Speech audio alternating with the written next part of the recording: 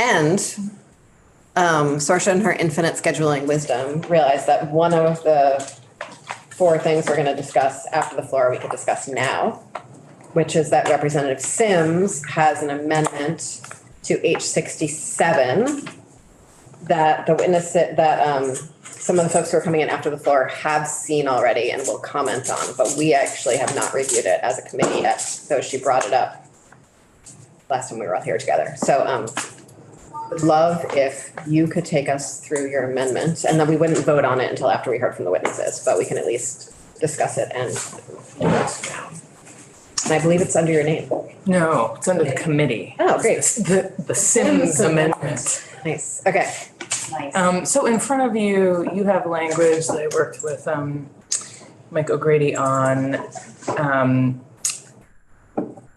This may come as no surprise, interested in making sure that everyone has equitable access into all the things that we're trying to do. And so the amendment has 3 instances of amendment, and my hope is to just make explicit what I think was the original intent of the bill, that we are establishing a hazardous household waste recycling system that everyone can access. And so the first instance of amendment is just adding language in the section of the bill that talks about having convenient locations and adding additional, I hope clarifying language that the plan shall make efforts to site points of collection equitably across all regions of the state to allow for convenient and reasonable access of all Vermonters to the collection facilities or collection events, which again, I think is the intent, but trying to make that as explicit as possible.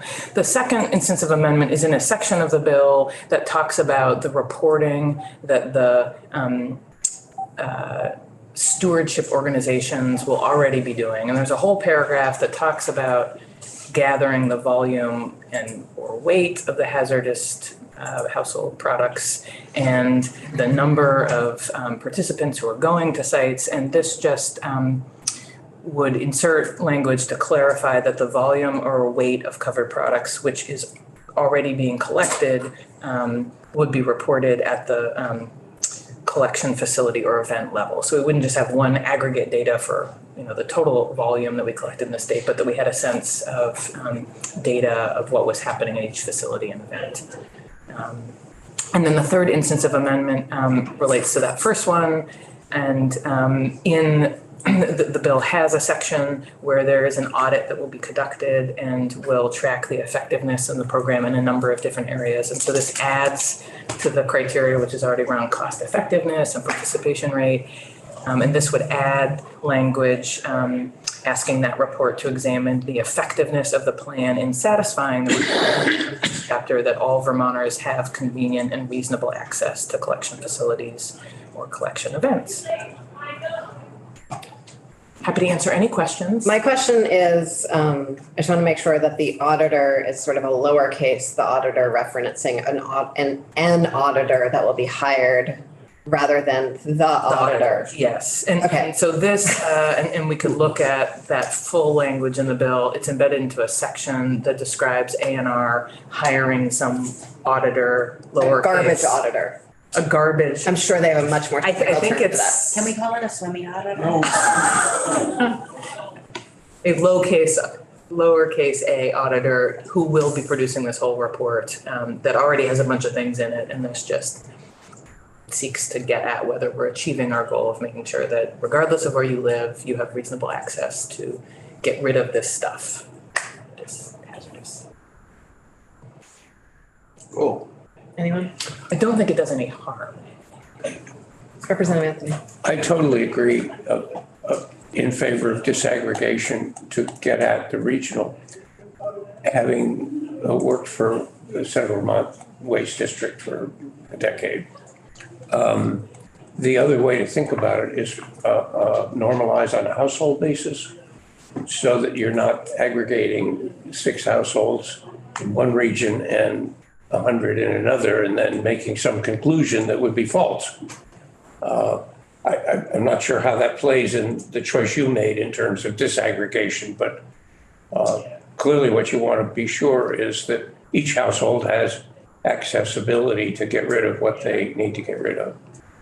And I think what's hard about this amendment is it's hard to see the language that this is embedded into it in it. And so the bill already asks for participant data to be collected. So we'll know how many people show up at an event or facility. And the language already asked for the volume and weight of the covered household products to be collected. Yeah. But it just didn't specify at the collection facility or event level. By region. And we'll hear from witnesses later about whether they feel they can do this or not. But my understanding is that this language, collected, covered household hazardous products, is how they currently track stuff. They dump all the stuff into the barrel and then track the barrel by these existing categories. So my understanding of this is consistent with how they are already pouring everything into a barrel at each site and recording it. Aggregating, yes, they are. And so this amendment sort of adds to the existing accountability mechanisms to build out a whole picture for accountability of the program and then the way which would help us understand if we are making sure that the revenue systems in it are equitable as well. Okay, thank you. Any other questions from anyone? Good. Okay. Motion in favor of, No, because we're going to hear from the solid waste management district before we move okay, good. anything at all. Okay, thanks everyone. Thanks for bearing with that false alarm.